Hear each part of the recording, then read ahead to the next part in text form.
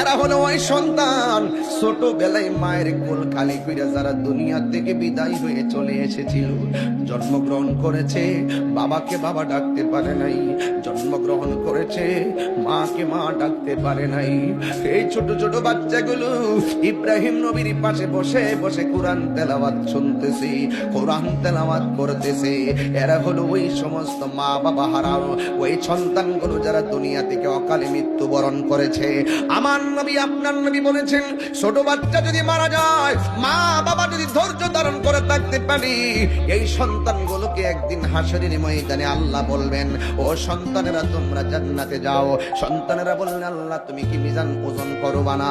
আল্লাহ বললেন, না, তোমরা বি হিসাবে জান্নাতে চলে যাও, বে হিসাবে জান্নাতে চলে যাও।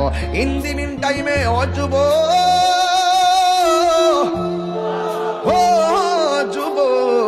এবার বাচ্চাগুলো বলবে, আল্লাহ আমরা বিনা হিসাবে জান্নাতে যাবো, অসুবিধা নাই, কিন্তু আমরা গেলে তো আর জান্নাত থেকে বের হব না। কয় না ও যুবক, এবার ডাক দিয়ে বলে, আল্লাহ আমি জান্নাতে যাব, যাওয়ার আগে তোমার কাছে একটা কথা আছে।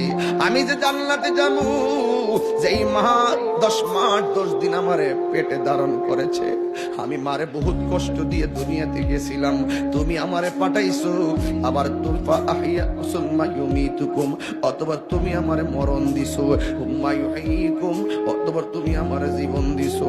ও আল্লাহ, তুমি আমারে জীবন দিয়া লই আইছো, আবার মরণ দিছো।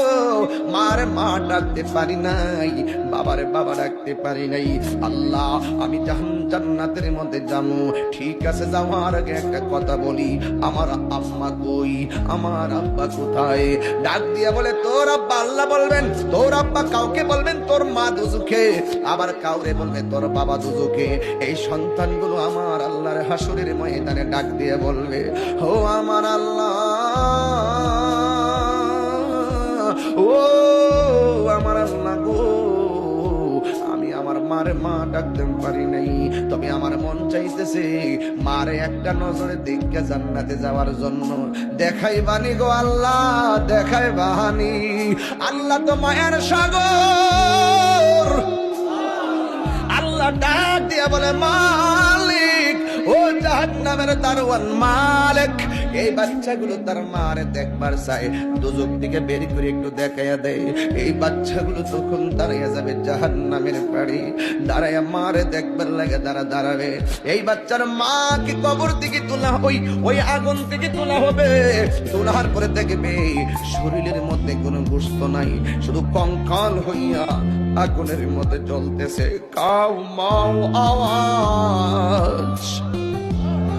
এই বাচ্চাগুলো ফেরেশতা, 16 বাচ্চা, নিষ্পাপ বাচ্চা, আল্লাহর কাছে বড় পাওয়ারফুল। ওরা ডাক দিয়া কই, আল্লাহ আমার মা আমার পেটের মধ্যে ধরছে, আমার মা দুজখে, আমারে বলছো জান্নাতে যাওয়ার জন্য। আল্লাহ তোমার কাছে আরেকটা কথা কইতাম, কই কি, আমার আম্মা দুজখে, আমি বেহেশতে যাইতাম না, আমার আম্মারে আমার সঙ্গে তুমি দিয়া দাও। আল্লাহ বলে, না, দেওয়া যাবে না, তুমি তোমার মতো করে চলে যাও।